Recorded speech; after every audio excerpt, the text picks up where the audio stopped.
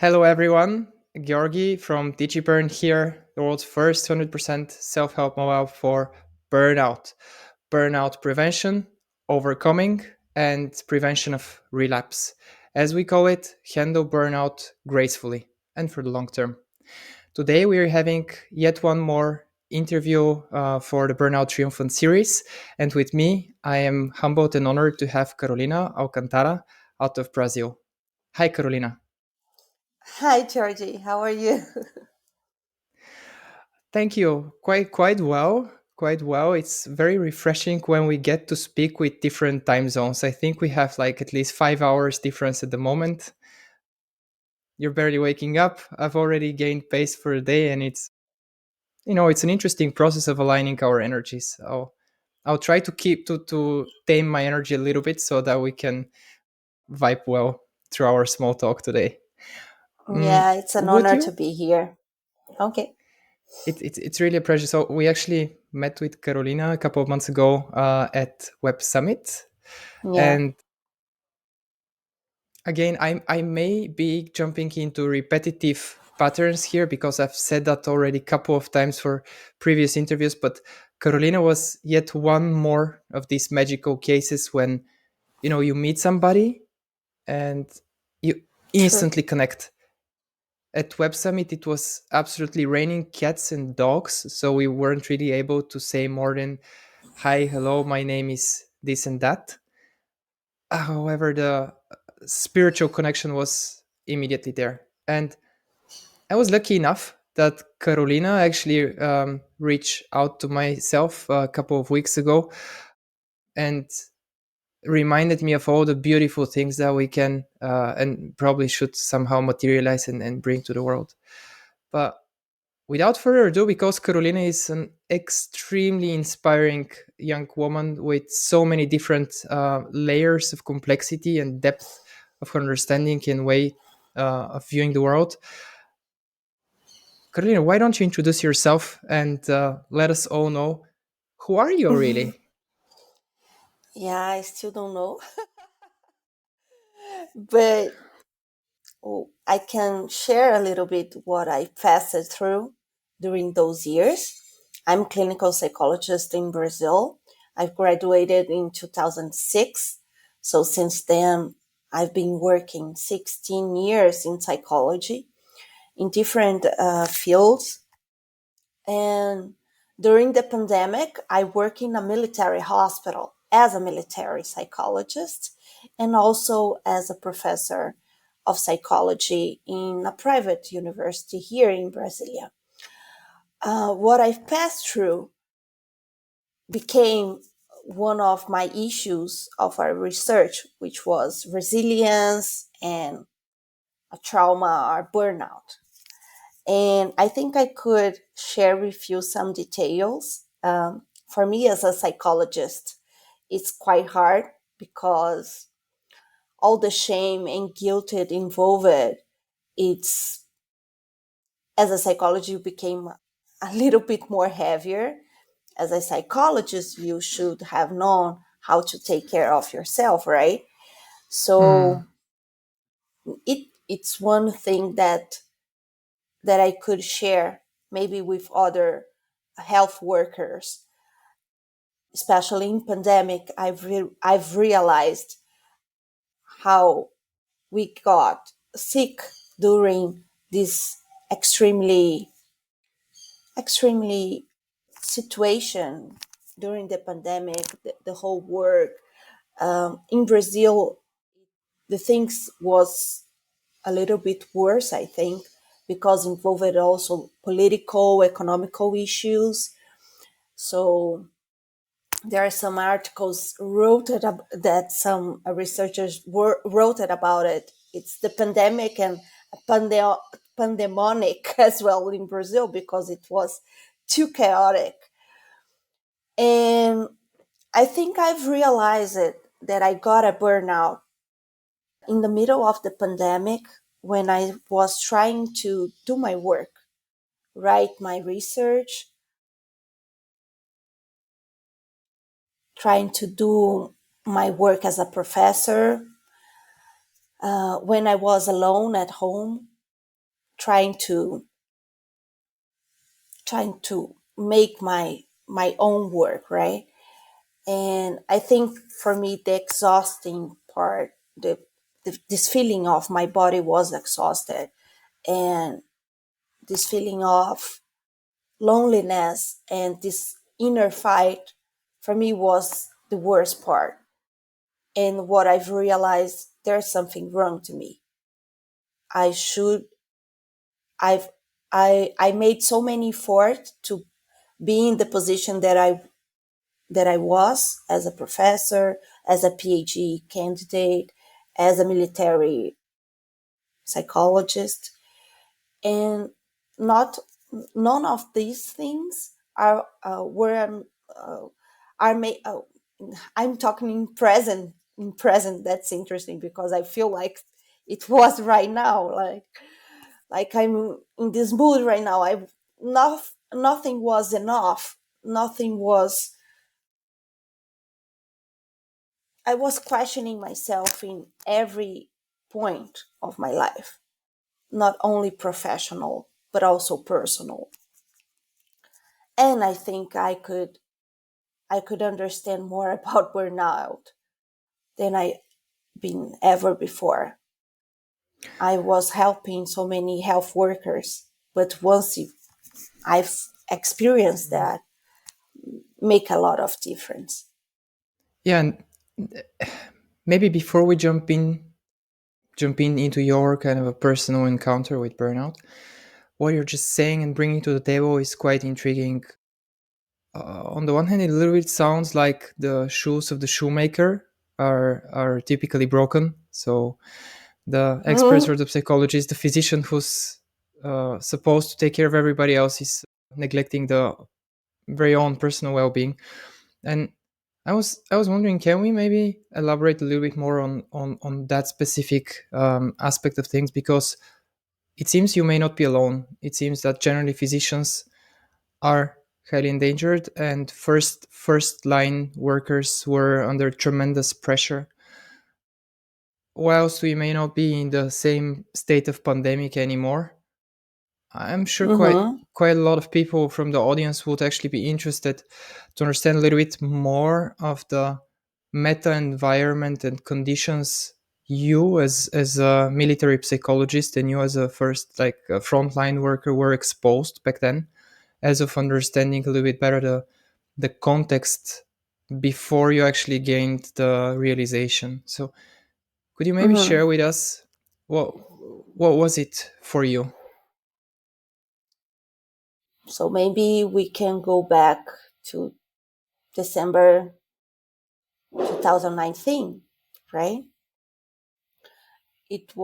I was in Israel with my father after I've after a surgery, and I was planning actually to do a double PhD in Canada. I couldn't because I get some health issue.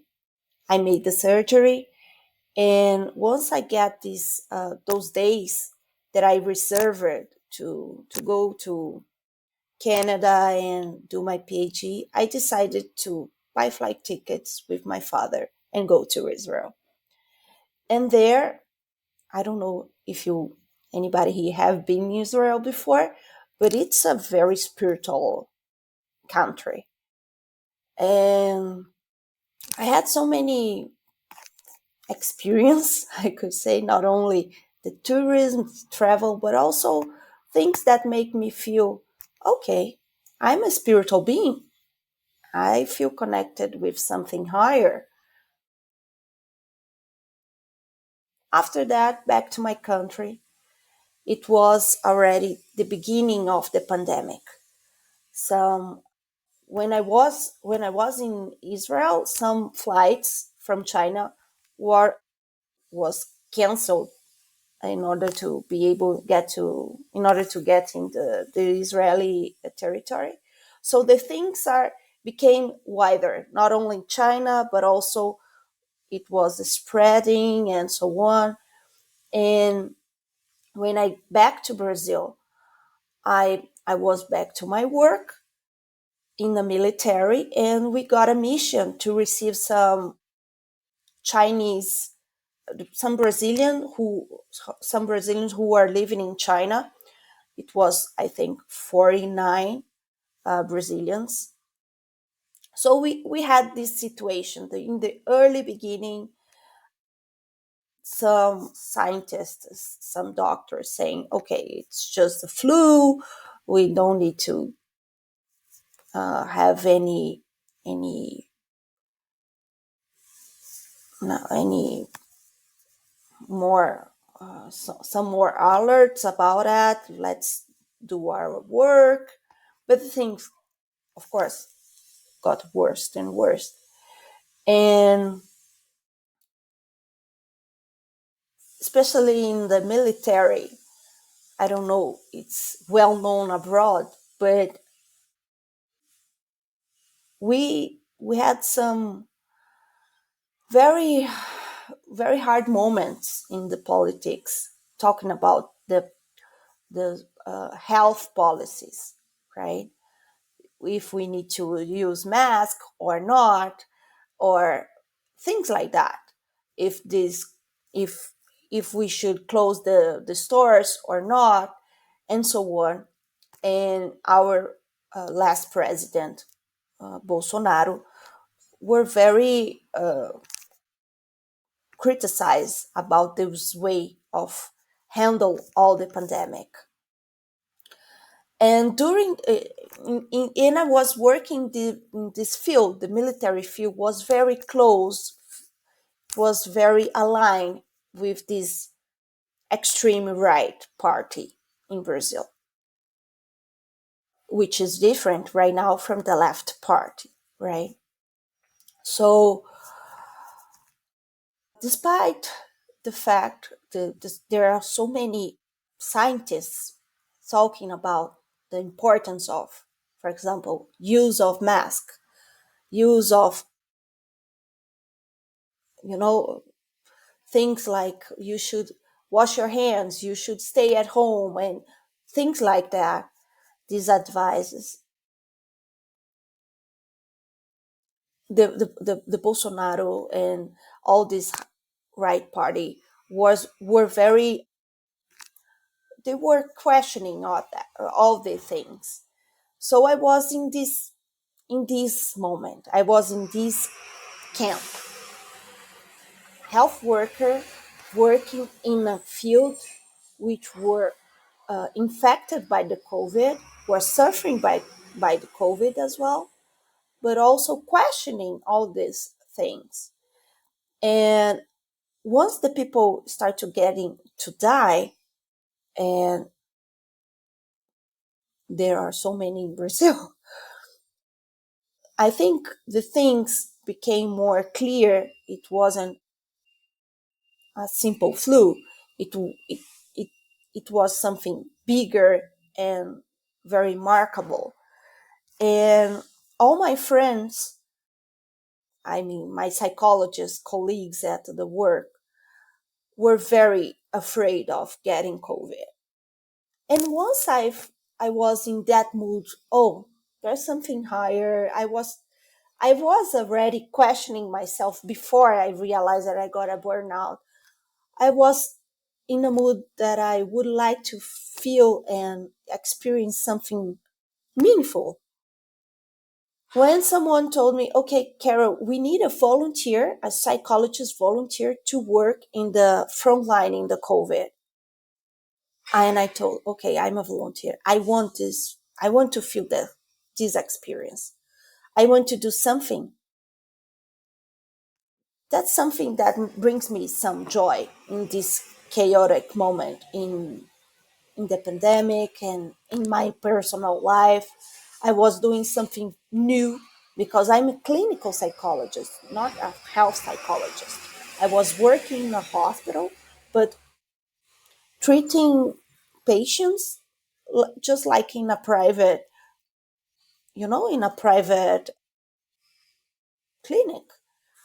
But it's in health psychology, it's quite different. You go to the bed, You stay close, you talk to the family, you have to talk with all the the colleagues, the doctor, the nurse, the physiotherapist, and so on. There are so many other. It's a little bit more complex, this working health psychologist. And it's for doing this work, I have to study a lot. I start to study about grief, about teamwork, and especially how to manage teamwork in emergencies, in first in the first care, in the first psychological care. There was a special course about, it was in John Hopkins University. I made it online, and it really helped me how to manage all these things. So of course the rational part of Carol helped me a lot to handle this chaotic moment and give me some structure to handle all this information, right? So it was my routine was basically work in the morning, studying at night.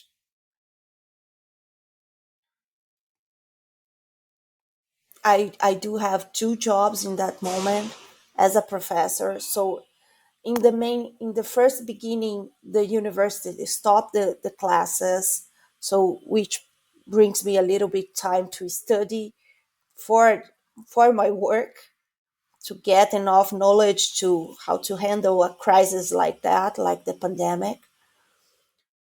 So it was a moment that I feel something new. I feel like I can I like to use this metaphor. When you suffer an accident and your body is warm and you don't feel that you got broken, right? That you have some hurt.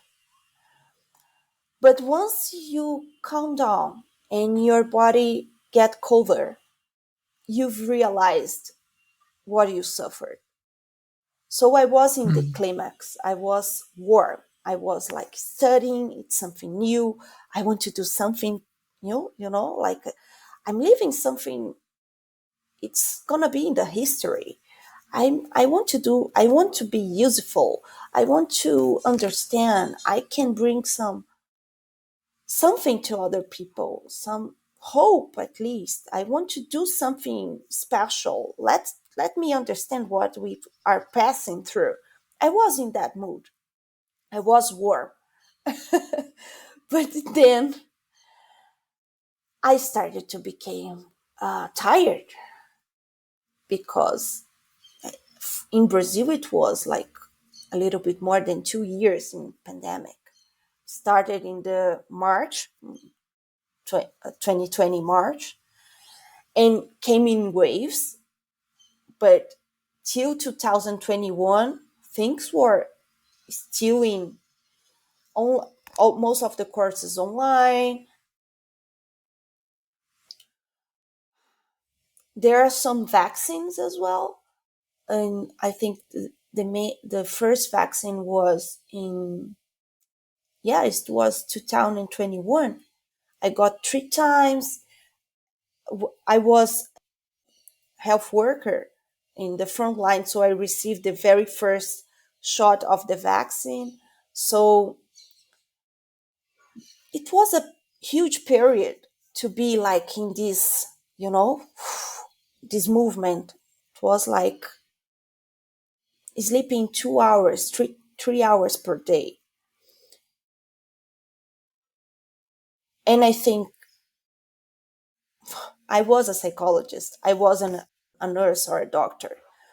We saw some colleagues ner- who were nurse in a period like the total, breaking down of the not only mental breakdown, but also the health, the getting COVID, colleagues who are dying, colleagues who are like suffering from lost in people, lost in mom, dad, siblings, and feeling the guilt of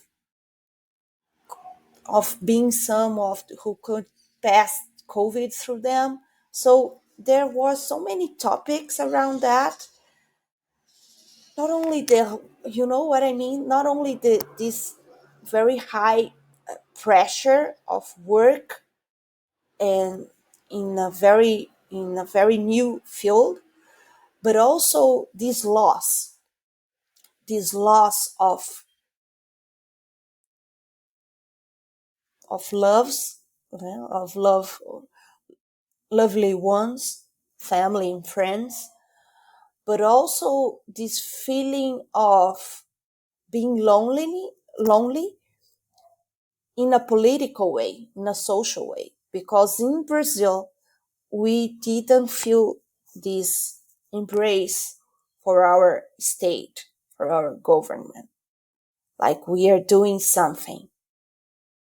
It took time to feel that, you know? It was still now we are living a war of narratives in Brazil. But it was very hard in the early beginning to to receive this, this support from the government. And I think this make the pandemic in Brazil a little bit more heavier than maybe in other countries. Got it. And if we focus more on yourself and that period of being warm, what was going on Ye- there? yeah, after the period of like these brand new things, I gave me a little bit more energy. I felt like doing something important and studying new things, the psychology of pandemic, researching about resilience, researching about grief and so on, how to handle with teams and group therapy and so on in online, especially how to do psychology online for some of other clients, how to teach online. I start to feel exhausted, extremely exhausted.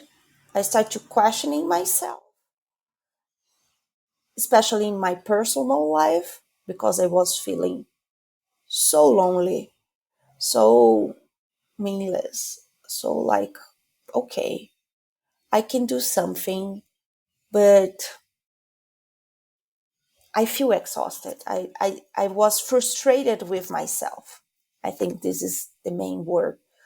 I felt the frustration with myself. And I felt like, okay, it's not supposed to be like that for so many reasons. I'm a psychologist. I should have known how to handle with frustration. I should have known how to handle with loneliness. I start to pushing myself, like, what I'm doing.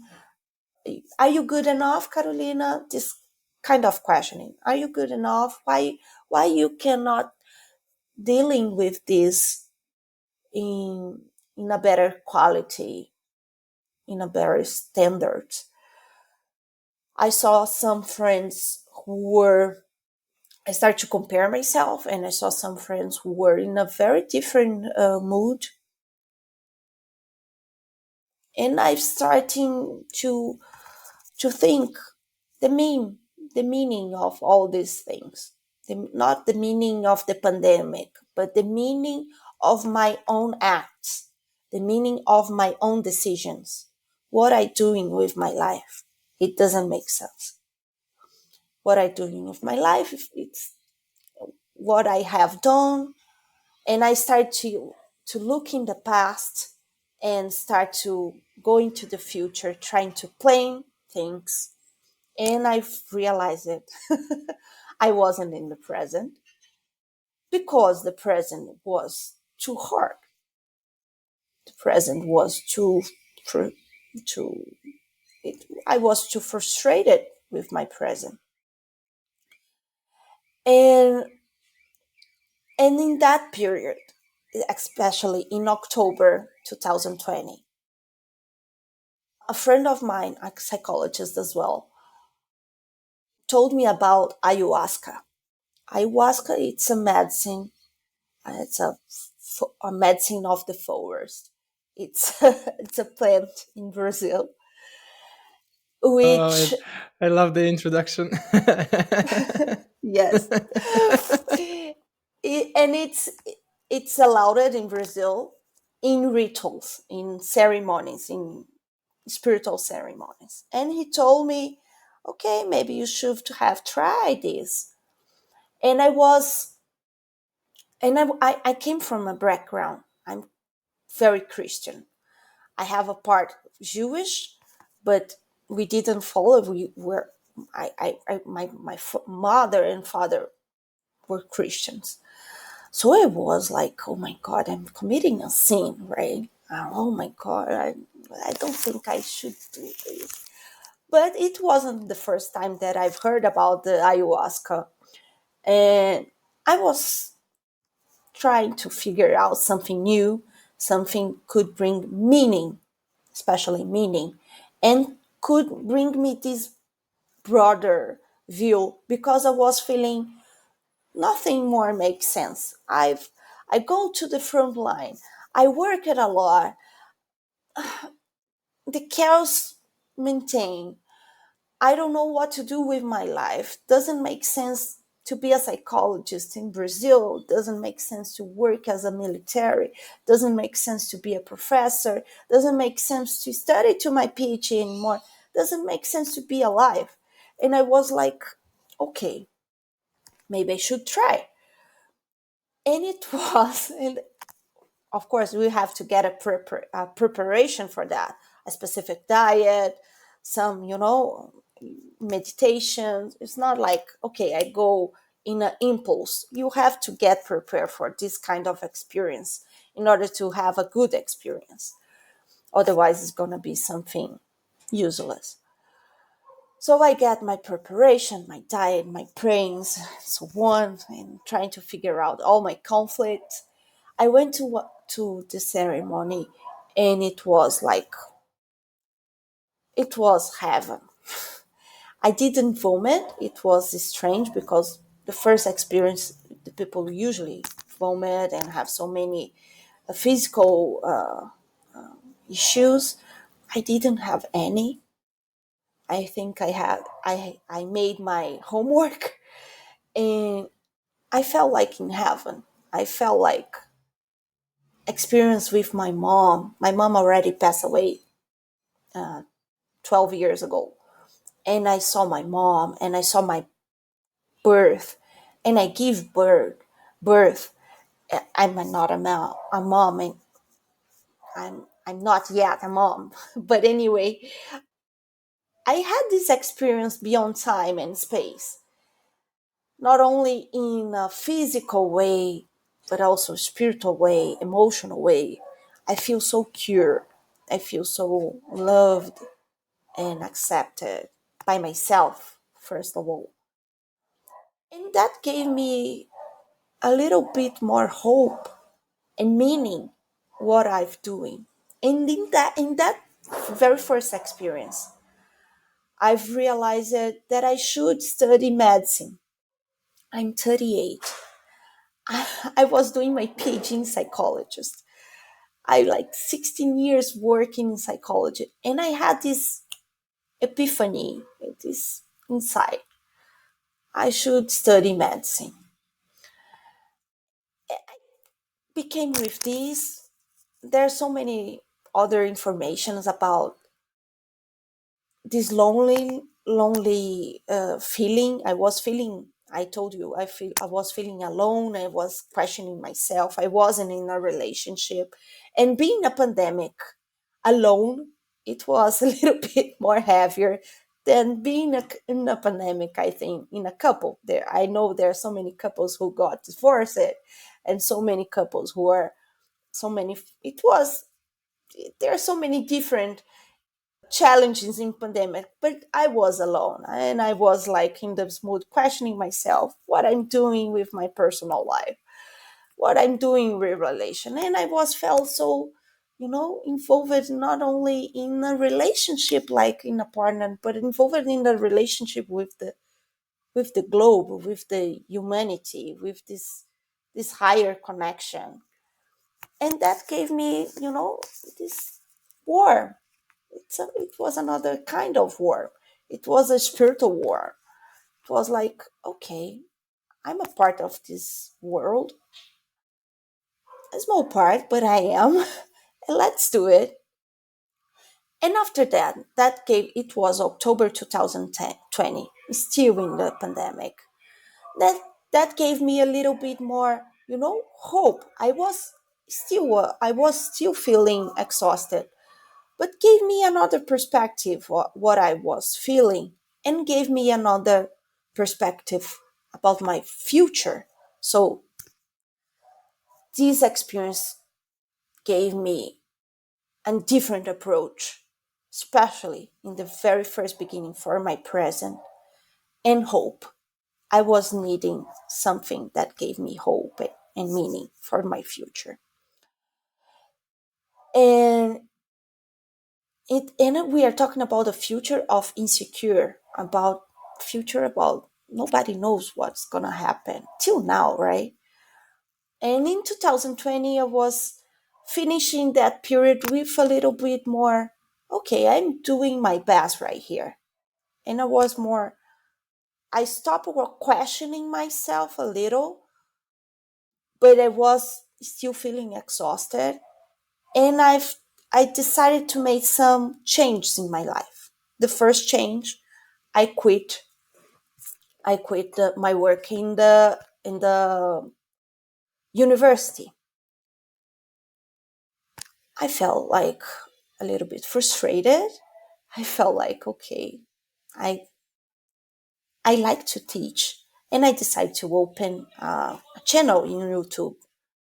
The same issues that I used to teach in class in university, but with a more simple language in order to be able to other psychologists and other persons in the general public to understand about psychodrama, psychotherapy, group therapy, and so on.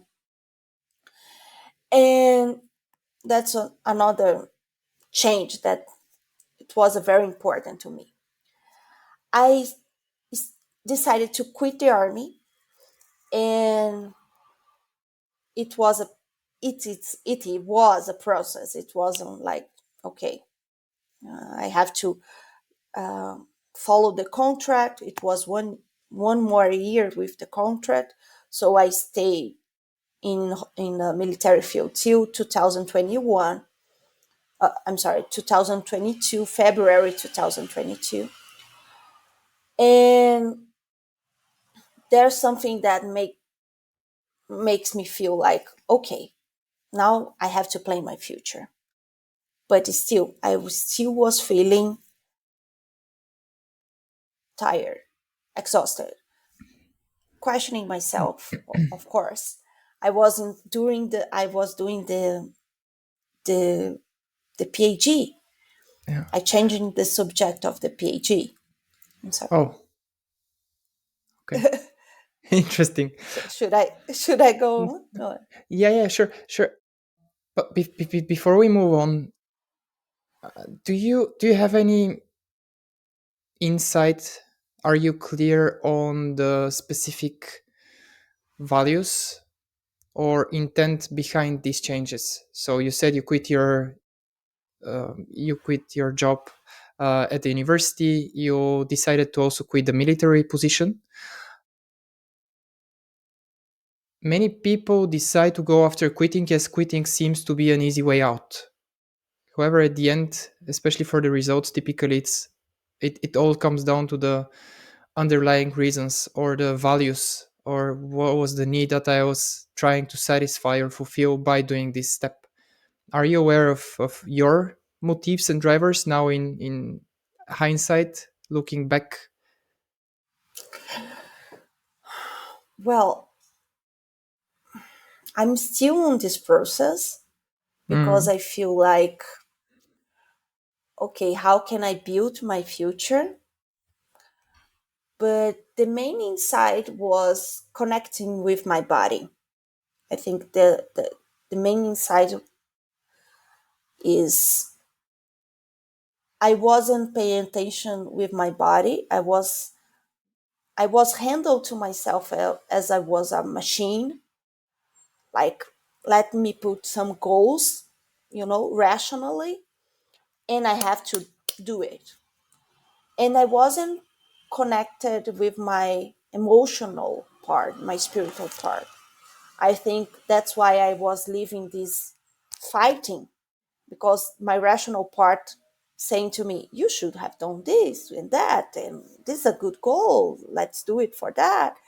And my emotional part was saying, I don't want, it doesn't make sense, it's mm, too hard, it, it doesn't bring me joy, it's it's not important for me. So took time to realize and listen to myself in a mm, very, you know, lovely way to say, okay, Carol, with my inner child, okay, Carol, what do you want to do? You are tired. What do you want to do? You don't want to do this anymore, right? Okay, you don't want to do this. So what do you want to do? Let's do something that brings you joy. It was, you know, uh, so many effort to do this kind of conversation, because it's a kind of being my own mother, my own father, in a different way of my father and my mother used to be. So I think this is the very first insight that make me feel okay. I should quit, but let me do this with some rationality as well, not only in an impulsive way. How could bring me some self knowledge about myself in this period, right? mm. Got it. Thank you for the detour.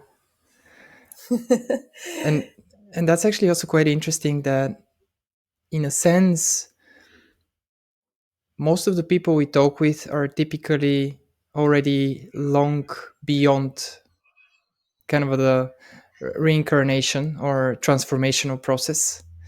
And with you right now, I have the feeling that we're in a way like the live reporters who are at the stage, at the scene of the still ongoing process and elaborating while it's also ongoing. Yeah. So yeah, maybe let's just move forward. Thank you for the editor. It's the rationale was actually quite important, and the notion of connecting or understanding that you had lost contact or touch with your own body and spiritual needs. I guess it's a deeper topic, absolutely worthy for a separate discussion. But at the end, it's all about these epiphanies and making sense of the steps, because quitting is easy, or quitting is something that one can do rather abruptly, but actually making the realization and taking the wisdom out of that is a whole another area of conversation. So Yeah. let's Yeah. continue. Yeah. Yeah. And I think after the quitting, I start to, I became a little bit more, I came, I start to feel like this free time. I got a free time. I started my private clinic, which were allowed around 20 hours per week. at maximum 20 hours per week. I continued my PhD, and I was like not in the mood to do my PhD. I continued, but I wasn't studying. And that makes me other questions about should I want this really? Should I study this really? Should I, you know, what I want to study, what I want to, pass times and passing time writing and research and so on. And I travel. I travel a lot during the 2020. I travel to different places like an island, like Rio, like Web Summit. I went to different, I connected with different persons, different approach. I'm a psychologist. I went to the Web Summit. It's basically technology, but there's so much in this mad tech field, and I got connected with this, and I made connection with other persons. That's another point that really brings me something new. I was open to meet persons. I was able to connect with, not only connect with myself, but connect with others in a different way. Not looking for to help, because that's my main role in, that were my main role in life, to help, to let me help, let me bring some health to you. And I was sick, and I was broken inside. And this another type of connection was like, let me learn with you, let me connect with who you were. Just just want to know who you were, just because you were, maybe we're displaced. Let me, the connection for the connection only, because we are in this mode right now. We need to do network, and we need, we are always looking for the possibilities, the way to gain connection and power, and this all this way of connection is so mean.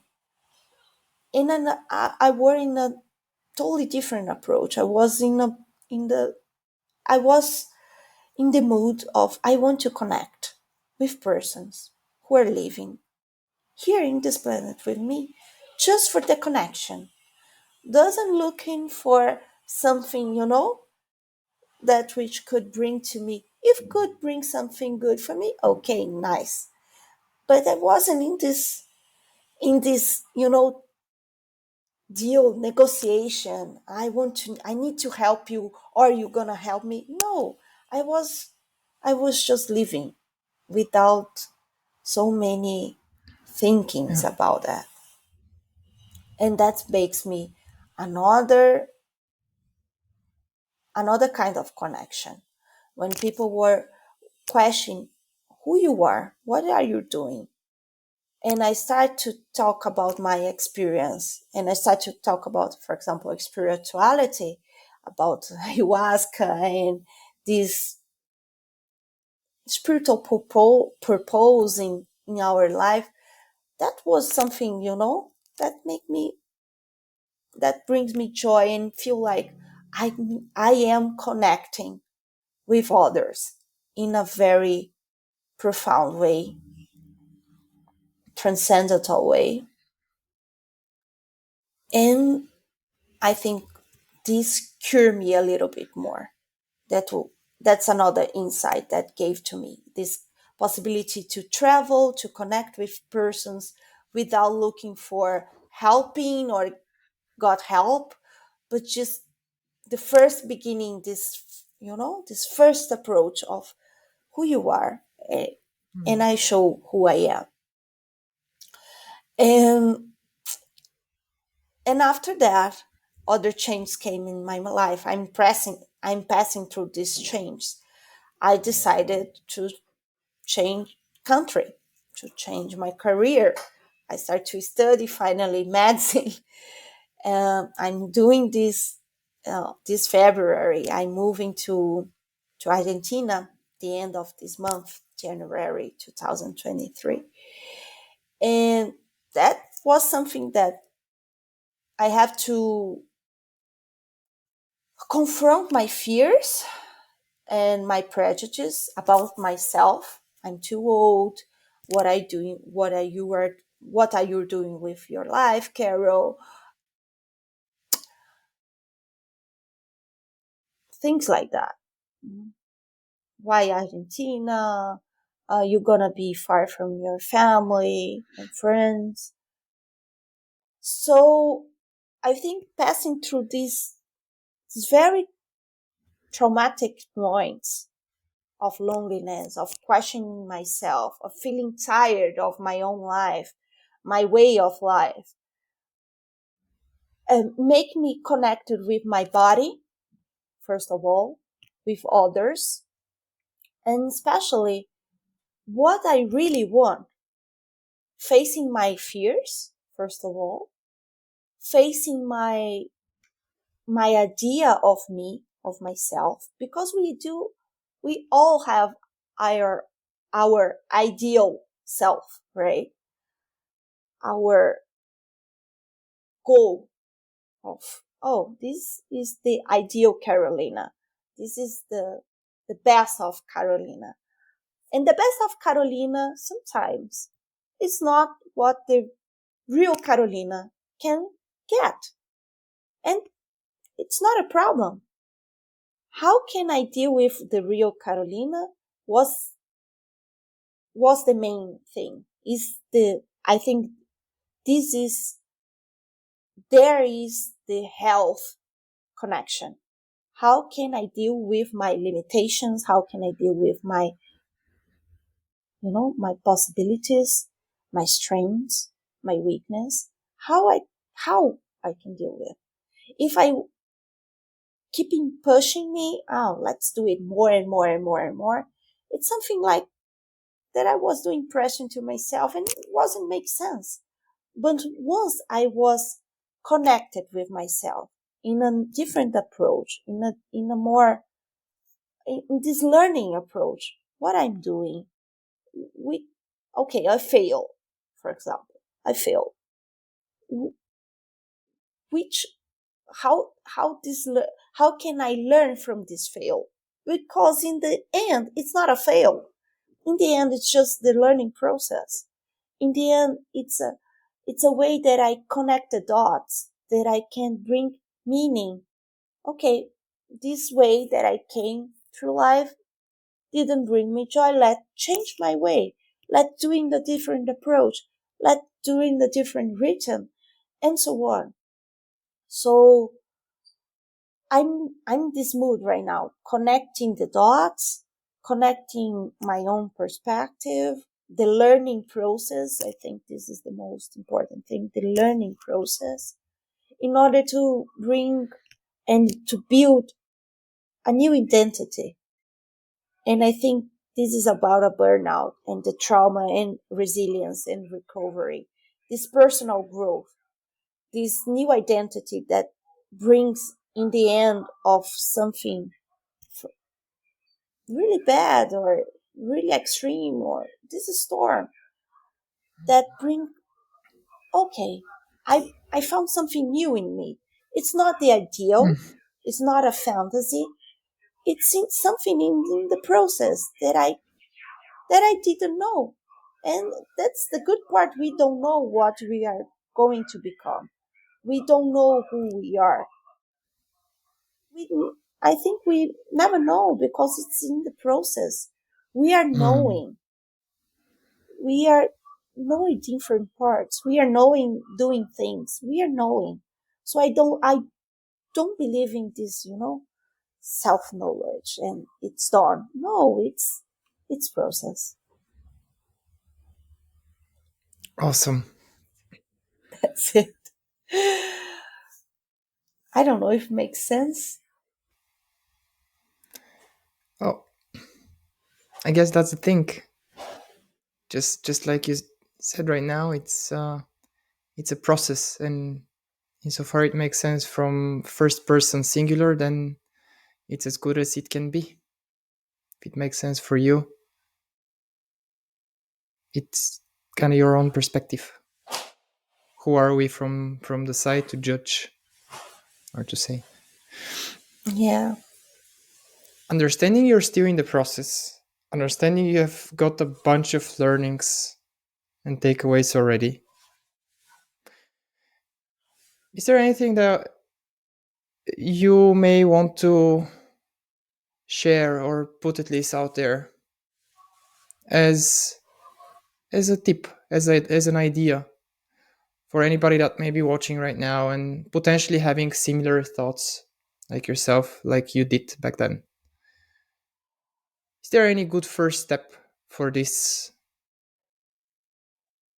reintroducing or reconnecting with yourself, making friends Yeah. with yourself, and all the things that you were Yeah. discussing so far?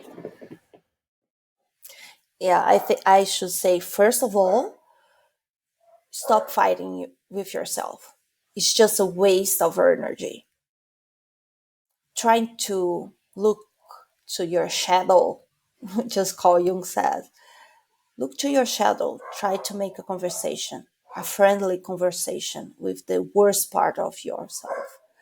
I think that thing that really brings something powerful and meaningful, and bring another perspective in order to be able to handle with all this mass and the chaos we all have.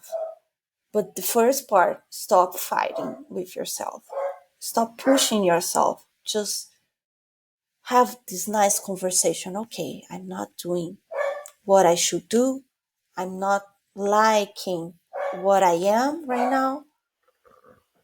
Let me understand why I don't like. What, why? And this questioning process, I think, bring us some answers that, in my case, I've realized it was expectation of others about myself, not things that I really, really want.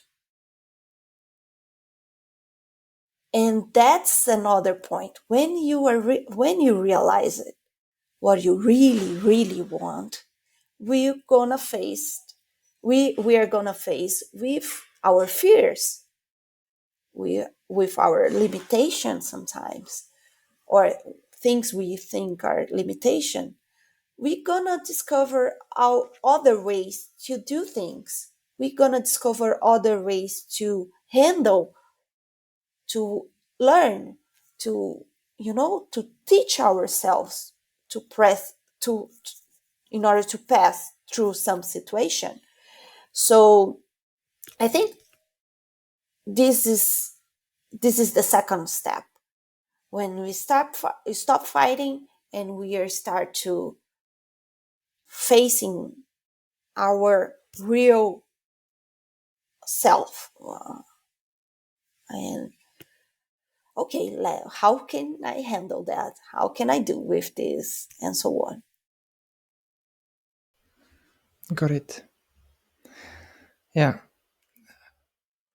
I guess there is no real manual. It's not like a Lego set. Everyone experiences it in Not. a slightly different perspective.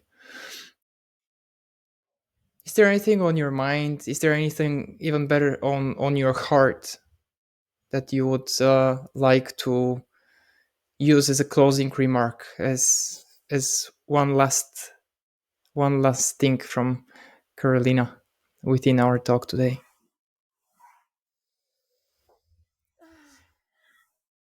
I think we could be a better mom and dad for ourselves. And I think this is one important learning part of this learning process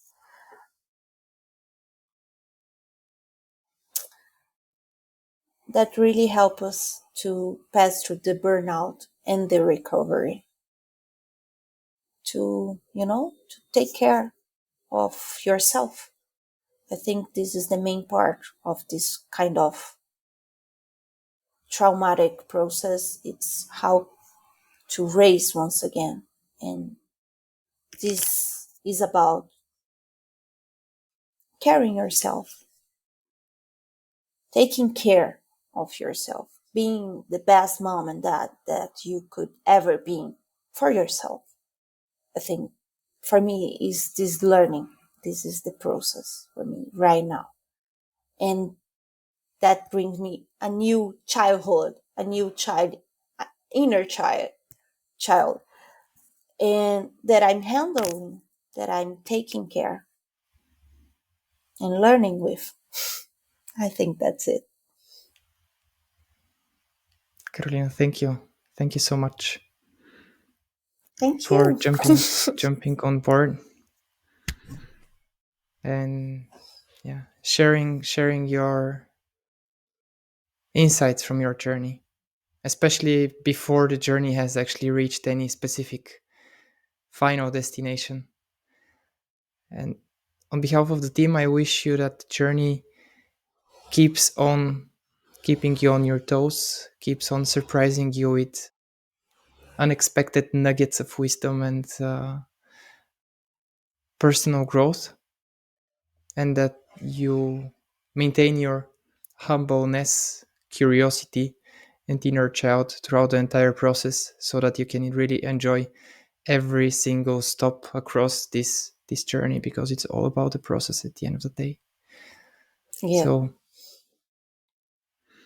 the best of love, energy, and connection to you along that Thank journey. you for you too. Thanks for the opportunity to share. It wasn't, I didn't prepare anything, so it was from the heart. I'm sorry if it was a mess sometime, but I really appreciate this opportunity to share my truth and my process. Bye Lovely. bye. So thank you so much, and to the audience, thank you for being with us for yet another episode. Do let us know your thoughts, your desires, your needs. Feel free to connect with Carolina or with us. All the ways to do so are in the description, and hope to see you soon in the next one. Carolina, thank you and all the best. See you soon. See ya. Bye bye.